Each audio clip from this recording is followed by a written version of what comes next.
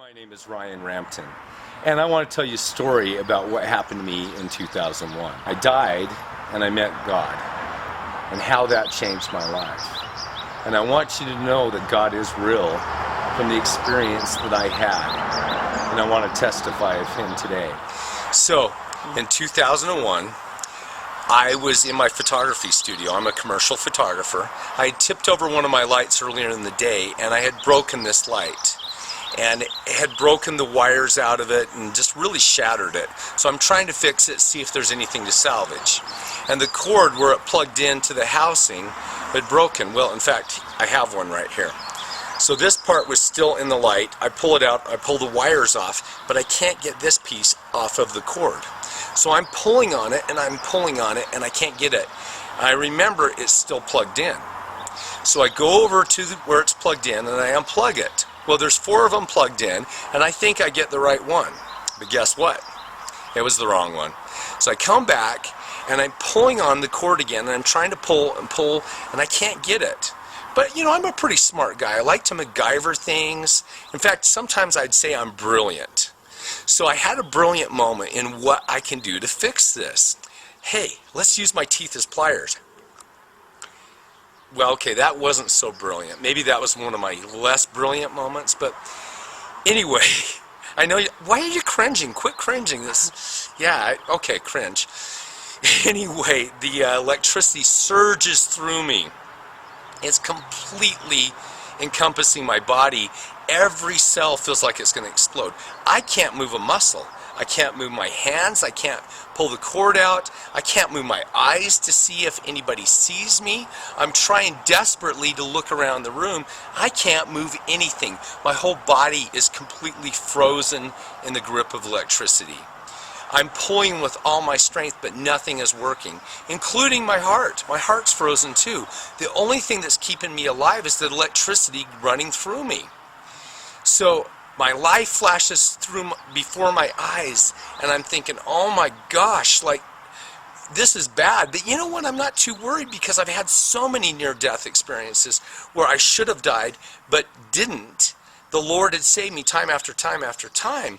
When I was a firefighter, full-time firefighter, I got caught in a flashover. Nope, didn't die a hero. I almost died in a car wreck. Nope, can't die glamorous. I'm a pilot. I get inverted in the clouds, almost run into a mountain. Nope, can't die in a fiery crash. I am going to die from stupidity. I'm going to end up a joke on the internet. This is all that goes through my head. Now, oh my goodness, I'm leaving my family, and I'm going to die, life is over. No, no, no. I'm worried about being a joke on the internet. So, anyway, there's where my priorities were. So, I'm being shocked, and I wasn't really worried until I could see black smoke billowing out of my mouth. And I knew the body's not supposed to be that from being an EMT on the ambulance. That's kind of a bad thing when it's coming out jet black like a locomotive. And I think, this is it, I'm dead. I am dead. And at that point, I saw this bright light above my head. Well, I couldn't move my body, but I look up into the light. And this light is coming down. It's the most beautiful light I'd ever seen. It was just breathtaking. And I remember it coming down and enveloping me and taking me into the light. And I ended up in this pure white room. And instantly I knew where I was and where I was going. And I was going home to God. I was going home to Father is what came through my head. And I started to jump up and down and just go, oh my goodness, yes, yes, yes. Never been so excited in my life. Little kid at Christmas that can get up at 7 o'clock and at 6:59, anticipation is running through me at this extreme level. I'm so excited to go home. So beautiful. And I'll tell you a little bit more in detail about this later, but the important thing is Christ shows up behind this veil. And I can see him and see the outline of him. And he is so brilliantly lit, like somebody has a searchlight behind him. And the radiance and the light is just blasting through. And it is so beautiful. And it is so amazing. And my heart is just melted, and I'm filled with love. And I feel the Spirit of the Lord so strongly. And I feel like everything's all right. And he comes to me through the veil, and he's standing right in front of me. and his radiance and his love just overpowers me. And he flashes my life before my eyes. We review it together, and it happens within a millisecond, and it's done. And he is happy with my life. And this is so interesting to me because I feel like I should have been going to the other place. The guy with the tail and the pitchfork, you know, horns, all that stuff is really hot. That's where I felt like I deserved to go, not to where I was. And not to have Christ respond to me the way he did. Not to have him look at me with nothing but love. Even the bad things that I had done, he looked at every part of my life with nothing but love. And I was just so touched, and I was so complete, so completely overwhelmed with his love. And he says to me, he says, Ryan, do you want to come home and live with me? Or do you want to go back to them? And he did this with his hand. And as he did that, the floor that I was standing on was pure white. And it went to foggy and then to clear. And I found myself standing in the air about 20 feet above my children. And I could see them playing. My little girl's like 6. And her older brother's 12, and the baby's asleep. And my older son's at a friend's. But I can see them playing, and I know they need me, and I know that I can't go home. I know that I can't stay in heaven. And it breaks my heart. As much as I love my children, as much as I want to be with them, it breaks my heart to leave heaven and to not go home with Christ. I don't want to, but I know it's my duty that they need me. And so I decide I'm going to go home. And I turn to Christ and I say, no, I can't come home. They need me. And he said, okay, I will see you again. And he sent me back to my body. And it was not this transition of this beautiful harps playing, birds singing to something nice. It was like getting hit by a dang truck. Bam! I'm back in my body and the electricity hits me again. And I'm being shocked violently again. And the cord's still in my mouth. And I'm just being shocked and I can't move it. I try pulling it out. And I think to myself, I'm like, why would the Lord send me back to my body and not get me off the electricity? And I hear his voice in my head, just as clear as a bell. And he says, oh, did you ask for help? I think I skipped that part. So I said, Heavenly Father, please help. And as soon as I said that, the cord moved. So I'm holding the cord, and all of a sudden it moves, and I can feel it pull. And I'm like, holy crap. And so I start pulling with all my strength. And I'm pulling and I'm pulling and pulling.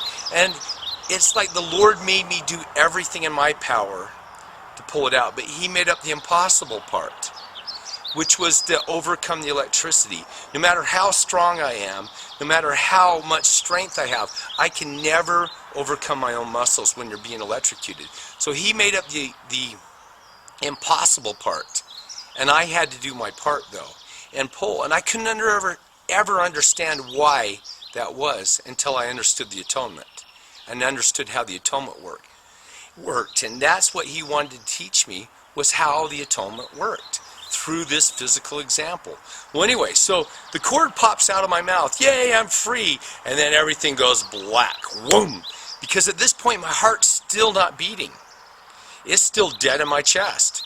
The electricity was keeping me alive, and it was like somebody unplugged me, and everything goes black. I don't even remember hitting the ground. But I fell down, knocked some stuff over. My son in the other room hears it, comes running in, finds me face down on the ground, rolls me over, and I take a spontaneous breath. And when he's shaking me, he's like, Dad, are you okay? And I went, and he's like, black smoke's coming out of my mouth still. And he's like, oh my gosh. That's the first memory I have of my son, was covering his mouth up and saying, oh my gosh. And he grabs the phone and he calls 911. And he says, my dad was laying on the ground. I don't know what's wrong with him. Black smoke's coming out of his mouth, and he wasn't breathing. And they're like, okay, we'll send an ambulance. So I end up in the hospital, and the doctor comes in, and he looks at my mouth, and he sees what I've done. I've charcoaled a hole through my tongue about the size of a quarter. So if you'd taken a blowtorch and held it on a steak until it's cooked to charcoal, that's what my tongue looked like. The center part of it, about the size of a quarter, was completely blackened. So That's my scar that I have left 12 years later. So the interesting thing was the doctor says to me, he says, I'm not worried about your tongue. The fillings had melted out of the tops of my teeth. The silver fillings melted. It got so hot in there. Ran out of my teeth. The bottom ones pooled. There was silver dripping down my teeth. He says, I'm not worried about your dental work. I'm not worried about your teeth. I'm not worried about your tongue being charcoaled. What I am worried about was the oxygen deprivation that you suffered is because your heart wasn't beating the whole time you were being shot. But the bigger thing, I'm worried about what 110 does to a person when you're taking it in directly into your mouth like that. It cooks you from the inside out. He says 220 will burn people and blow body parts off, but 110 will cook you from the inside out. So he says, I'm worried about your brain damage. I'm worried about your lungs. I'm worried about your heart. I'm worried about your kidneys. Every organ in your body is going to be damaged. It's not if it's going to be damaged, but to what extent it will be damaged. So he says we're going to run some enzyme tests on your blood and see what kind of enzymes you have in your blood. That will tell us what type of damage.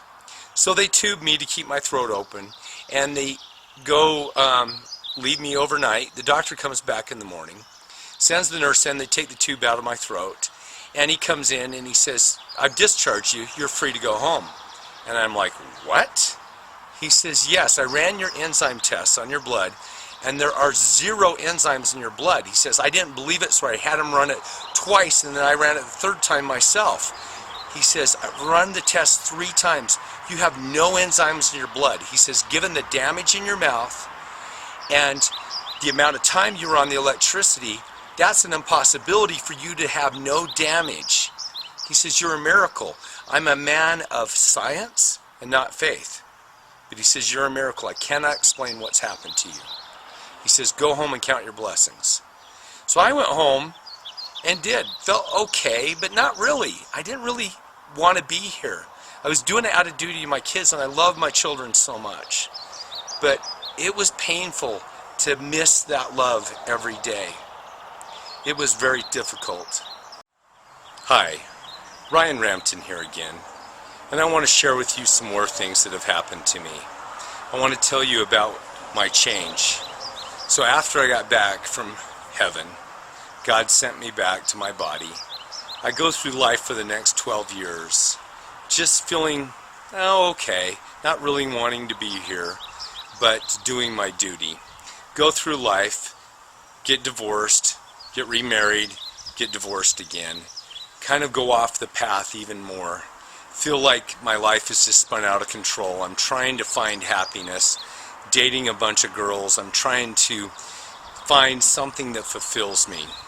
I meet this girl and I like her, but I'm afraid that I'm not going to be faithful to her. And I'm trying to decide whether or not I should repair my marriage, go back to that. I'm very, very confused at this time. So I get on my knees, and I don't do that a lot at this period in my life, maybe once a month or so, but not a huge amount. So I'm on my knees praying to God, and I said, Heavenly Father, I said, I was with you. I was going home. Had it made. Everything was going to be so perfect. And then I come back to earth, and I feel like I've become more wicked than before I left. I feel like I've screwed up so much more than before I had it made. Why didn't I stay with you? And this is how my prayer went, kind of stopping and starting and agony and just feeling the pain of all my mistakes. Then I heard the Lord's voice, and it was quiet, but yet came from everywhere, like within sight of me, but so profound. And he said to me, he says, Ryan, leaving my presence one time is traumatic for everyone on the planet because you leave nothing but love.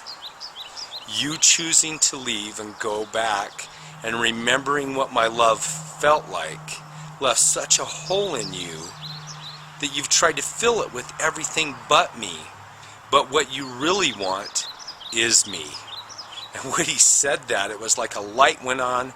Something actually physically clunked into my being. Fell down and just clunk. I felt it. And I knew I was changed at that moment. I knew that I was God's. I knew that from that moment on, that nothing could shake that I was His, and I was dedicating my life, I was dedicating my soul. Everything that I have, everything that I can earn, do, is now God's. And that I dedicate my life to Him. Well, this change brought about a bunch of different things that happened to me. One was I started to recollect and remember what had happened to me in heaven. The other thing was feeling like I was not even human anymore, that I had been changed somehow into this spiritual being that walked through life and would look up at the sky and see the trees and feel this amazing, amazing love that God has. It was permeating everything. It was in the rocks, it was in the trees, and I could feel it. And I walked around in this bliss cloud for 2 weeks, just knowing God and feeling His love so profound. And then it started to fade, and I kind of freaked out, and I started to pray, and I'm like, Heavenly Father, why are you pulling away? Am I not being good enough? Is something wrong? And He said, Ryan, I've carried you for 2 weeks. Now I'm walking beside you. You need to learn and reach out and learn how to bring me into you and how to encourage that relationship that we have with each other. And so that was the next part of my journey.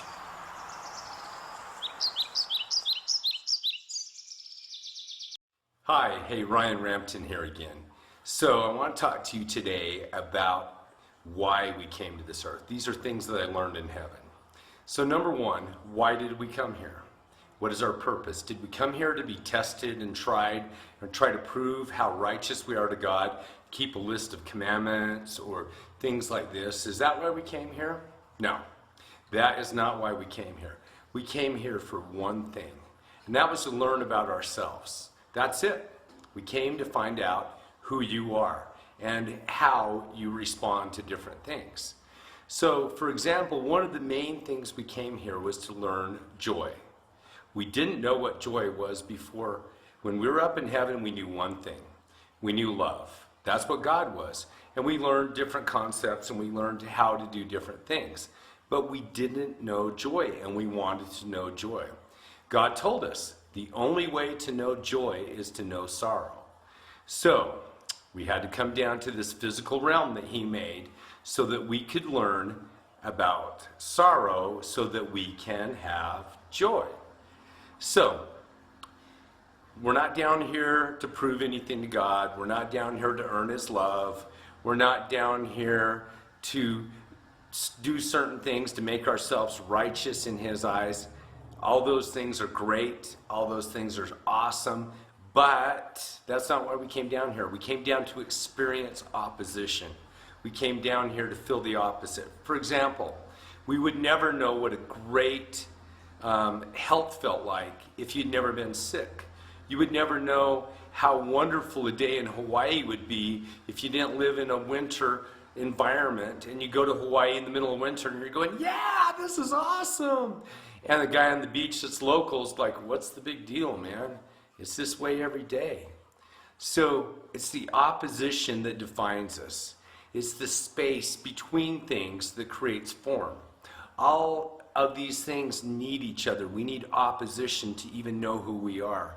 So for example, when the Lord showed me my spirit before I came to this earth, I saw this amazing, glorious, just breathtakingly beautiful, amazing warrior.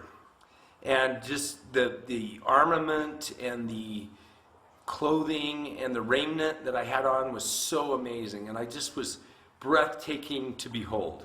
So I come down here and I end up being in this little sick, weak body that spends the first 7 years of its life in an oxygen tent, clinging on to life.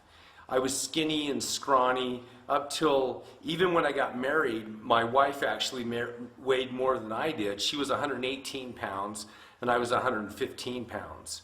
So I learned what it was like to be weak. I learned what it was like to have shame. I learned what it was like to have all these things, this opposition that made me into who I am today. even the mistakes I've made, even all the bad things I've done in my life, all the sins, all the terrible things, they helped form me into who I am today. If I continued in them, I would still be miserable. But because I experienced that, and I'm moving into joy now, and I'm moving into knowing who I am and serving God, completely different thing. Okay, let's talk about a pendulum. Now this is you, and we're going to go through opposition right now. As you go through opposition, what happens? Oh, I feel terrible. I just had my heart broke. Went through a divorce, bankruptcy, sickness. All of these things help define and help you swing this way. What happens when you swing back the other way, you go much farther. When we swing into God, now we know joy. It's because of this sorrow, because of these opposition, these lessons that we had to learn. When we start moving toward God, it takes us clear to here. That's why with Christ, he swung farther this way than anybody ever has. Felt everybody's pain, everybody's suffering, every heartache, every problem, just experienced it all. So when he swung here, he came so much farther than anybody else ever has. And he has so much more compassion and joy and love because of that. That's what we came down here to learn, was to learn joy. Learn how beautiful our own souls are. You don't have to wait till you die. You can start learning that now.